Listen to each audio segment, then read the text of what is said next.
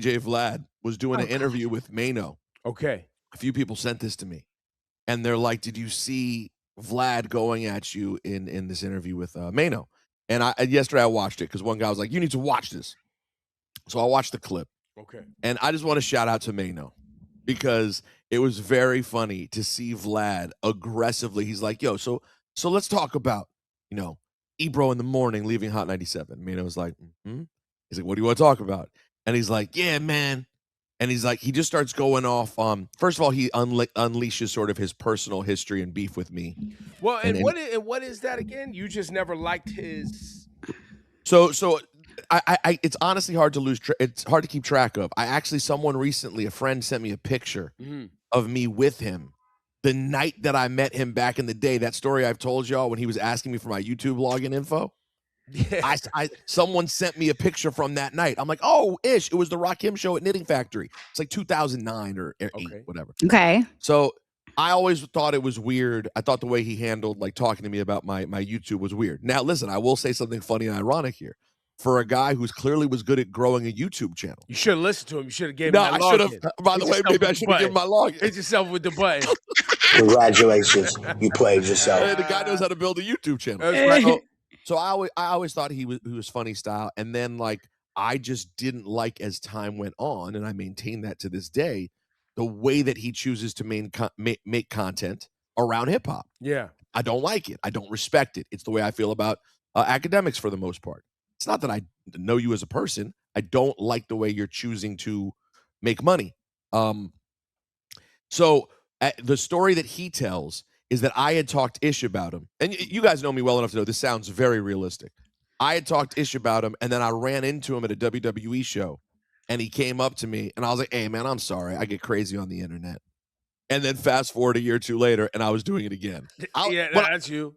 Congratulations. You played yourself. That's all you. I know, and I was like, yeah, that sounds like me, because I meant the apology when I saw you. I was probably like, yeah, man, I while out. And then you probably did more stuff, and I'm like, man, this guy? That is very me. Yeah. Wait, did you ever tell him why you don't like him? Like, were you ever clear? Did you tell him, I just don't like the way you deliver XYZ? It's been too long for me to remember, but I know myself well enough to know that when I talked ish, I'm sure it was based on the stuff I was seeing. But you never gave him the respect to have a meeting with him behind the scenes and say, yo, listen, bro, I just do not rock with how you move and what you talk about and how you do interviews and the whole thing. I'm just Yeah. I didn't do that, which is sort of like the run-in I had with Andrew Schultz recently, where he was like, "You could hit me up," and I'm like, well, "I don't know you well enough to hit you up. We're gonna have a chat." Yo, man, people make public content. People talk about the public content. I just thought that's how it goes. I expect it'll happen to me, anyways. So that's his main beef. No, it happens to you all the time.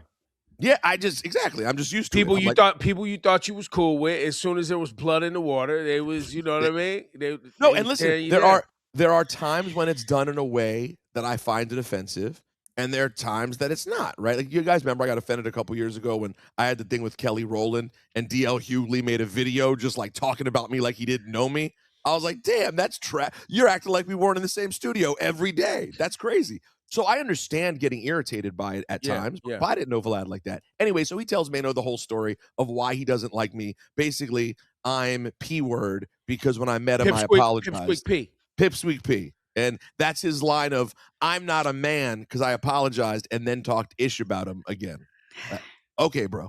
I could say the same about the way you chose to make an entire living and reputation. But I think it's more about looking in the mirror. Since you love talking about yourself, let's continue on this journey. I think it's more about why the shot? This is a good story. What was that for? Just cause. And listen, man, we need new content every day. No, listen, man, we're cutting you to shreds right now. So you know what I mean. So keep going. All right, and take the shiv. And you know what? Here we are. It's blood in the water. That's right. We're gonna make you bleed some more. Sangre en el agua. Okay, so what were you saying? What the people are saying in the chat, by the way. Looking in the mirror? Well, yeah, no, but I was just gonna say, when you talked ish about him, like the revelation you just kind of gave the audience, you talked ish about Vlad and likely made it personal because he did something you didn't like. Probably. You then apologized. Yes. And you went to him, or y'all ran into each other. You was like, you know what? Whatever it wasn't that deep. Yes. And I'm sorry. He did something again. Mm-hmm. You made another personal attack. Maybe that's so you say. It According to him, it hurt him. His feelings are hurt. Right. He's angry. His feelings were you. hurt in some way. So yes. Okay. And so now, and then after that second time, you didn't apologize anymore because you realized it was actually a character flaw and you didn't like him. So now you haven't taken upon yourself to apologize. I believe that's a normal human thing. You know someone, they do it. You kind of know someone through work or whatever, blah, blah, blah. They do some ish you don't like. You're talking to some people about it. You're like, yo, that was whack. That's trash. You see the person, they heard about it. You're like, you know what? Maybe you ain't that bad. My bad. It's all good. Then they do something again. And you're like, hey, yo, nah.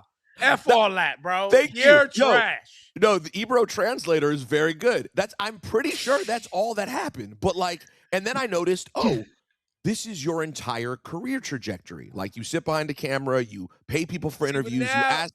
Listen. But this is what it is. You ask people about crime. You get people to snitch on other people. It's not for me. It's not the kind of content that I think is good for the culture. Listen, am I being snooty and judging? Sure, but that's what my job behind the microphone can be at times. So he tells Maino the whole setup of why he doesn't blame it like on your job. Blame it on who you are as a person. Yeah, you are an elitist, hip-hop, underground, purist fan. Yes. You are a fan. You really don't like commerce in hip-hop that much, if we're being honest. You don't like to talk about charts. You don't like to talk about street crime. I don't care about how much money. The whole you got to respect them, they make money thing. I never respected people for making money. I still don't now. Yes, of course, I'm back to the core. Ironically, Vlad was a pretty underground guy too, but I think it was always about hustling the tapes and stuff more than it was the culture. So what happened? So then he says to Maino, so he goes, there you go, Laura. Yeah, good work, Laura. So then he says to Maino, yo, man, but the way they left Hot 97 was just whack. And Maino's like, Maino's just very, very still-faced the whole time because obviously he's friendly with all of us. So he's just like, well, how was that? And Vlad's like, well, they worked there for a long time, and then that place gave them a roof over their heads and a blah, blah, blah. And then the second they got let go, they talked ish about them. And Maino's like, well, what did they say? How did they talk ish? And he's like, I don't know. I just think it's messed up how blah, blah, blah. And Maino's like, well, he's like, I would assume that their feelings are not towards Hot 97 at all. My assumption would be that new ownership came in and things changed a lot. And they probably weren't good with where things were for a long time.